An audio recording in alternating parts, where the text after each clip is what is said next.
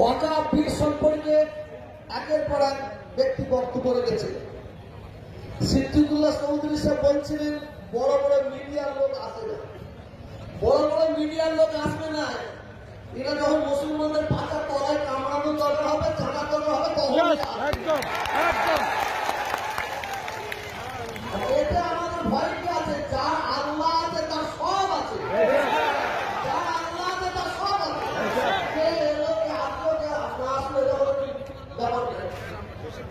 সিদ্দিকুল্লাহ সাহেব আজকে মিটিং ডেকেছে।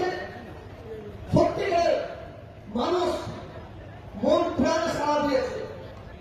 জায়গা নেই দেখছিল এর আগেও একটা সভা হবে, 30 তারিখে একটা সভা হবে।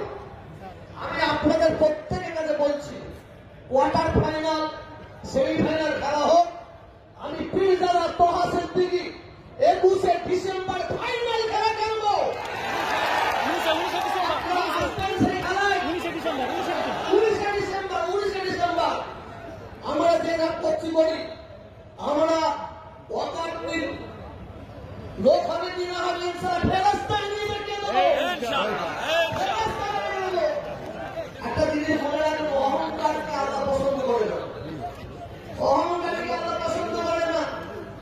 আমি আজকে এখানে ছোট্ট একটা বার্তা দিয়ে যাই আপনাদের প্রত্যেকের কাছে। আপনার এলাকায় যেন সিদ্দিকুল্লাহ চৌধুরী সাহেব বললেন এক একটা এলাকায় আপনারা সভা করবেন, সেই সভাতে আপনারা দয়া করে আপনার এলাকার এমএলএ এমপিকে রাখবেন। তাদের মতামতটা আমরা জানতে চাই, তাদের মতামত আমরা জানতে চাই। আমরা লুকোচুরি হতে দেবো না, লুকোচুরি খেলা জানতে দেবো না। সাপকে কামড়াতে বলবে আর বিজেপি আর হ্যাঁ দুলাকে ঝাড়তে বলবে, এ না হয়, এ না হয়। ভারত স্বাধীন হওয়ার পর থেকে আমরা কে হিন্দু, কে মুসলমান, কে শিখ, কে ইসাই জানতাম না। এই বিজেপি সরকার ক্ষমতায় আসার পর থেকে এই বিজেপি সরকারের একটা ইস্যু, মন্দির মসজিদ, হিন্দু মুসলমান। আমি কেন্দ্রীয় সরকারকে জানিয়ে দিতে চাই, তুমি যত খেলাই খেলো, আমরা ভারতবর্ষের মুসলমান হিন্দু, বিশেষ করে বাংলার হিন্দু মুসলমানের যে ঐক্য, একতা, ভ্রাতৃত্ব, ভালোবাসা ছিল, আছে, থাকবে, কেউ ভাগাল হতে পারবে না।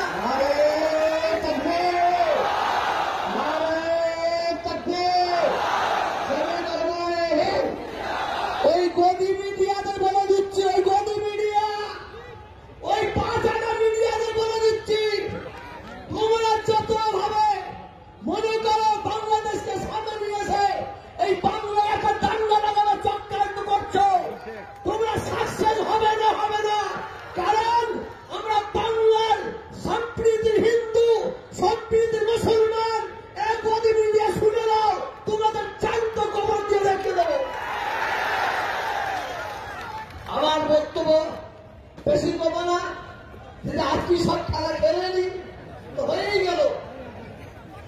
আমি তদবির করবো, সত্যি কথা আমি বক্তব্য রাখবো, আমি বক্তব্য রাখলে আল্লাহকে সাথে ঘন্টা ভুলে টাইম লাগে, আর ভুলে টাইম লাগে।